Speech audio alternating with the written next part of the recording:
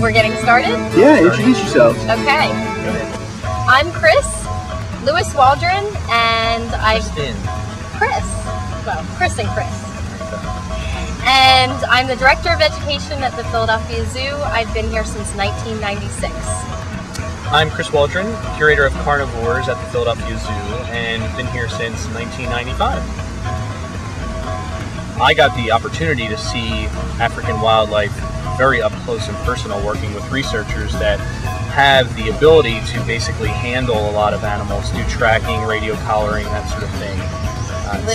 Living with the lions. Literally living with the lions, yeah. And some of the experiences were pretty intense. And I always classify experiences in two ways. I think there are physically dangerous experiences, and then there are psychologically dangerous. And I think some of the scariest for me have been psychological. I would say, well, I've been riding horses since I was 8 years old. Yeah, we have a farm. We have a horse farm with 2 horses and a cat, which we rescued from the zoo.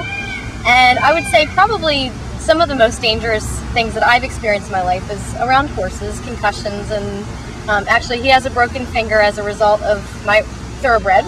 Thank you. This is Ruby. Ruby is a Chilean rose-haired tarantula. And obviously we work with a variety of animals here at the Philadelphia Zoo.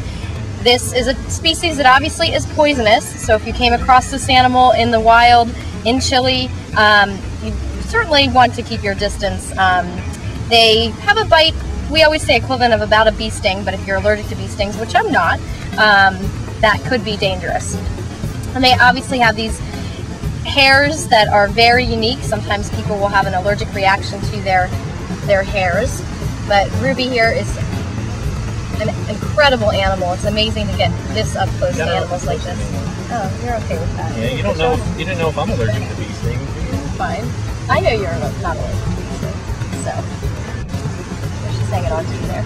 So this little girl is part of our teaching collection, which Kristen works pretty exclusively with. She, as the Director of Education, she's in charge of an entirely different aspect of the Philadelphia Zoo's programming, which includes a lot of outreach and in-zoo, all sorts of teaching. The animals that I work with are obviously a little bit of a different collection. They're just as scary as this guy. Okay, Ruby, you can let go of him now. She has a little bit of a liking to you, I think, Chris. She's cute. Yeah.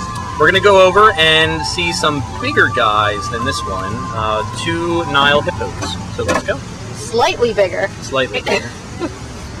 Yeah. These are both girls. These are both girls, Cindy and Una, both born in 1989. They've been at the zoo since about 1990. Okay. So when they were pretty young. So this is Cindy, and this is Una coming up behind. Typically we have one animal that's a little bit more dominant than the other, so we make sure that she gets the food first. You notice that they've got a couple different types of teeth that they're showing off here. The ones in the front are not the ones that they're using for the mastication, the chewing.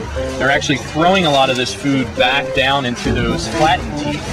The ones at the front are typically used more for defense, and they're also used to pull large pieces of grass off the land.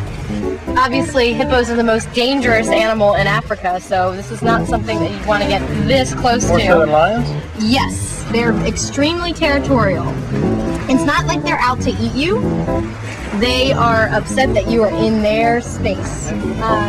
Cindy likes, well, we'll see if she comes up a little closer. She's a little busy right now eating, but she likes her tongue tickled. So when she does put her head up, that's one of the coolest things, to feel a hippo's tongue, and she'll literally stick it out for you to tickle it. These guys have such great characteristics too.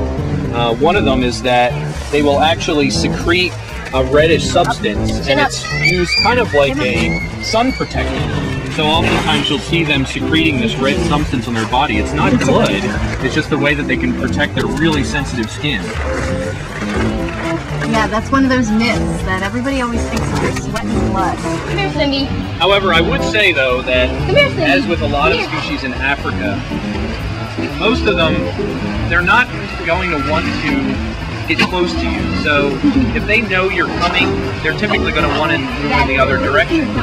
See how Una, ooh, hello girl. See, this shows you a little, that's a little temper tantrum. That shows you what they're capable of. And that's how she feels.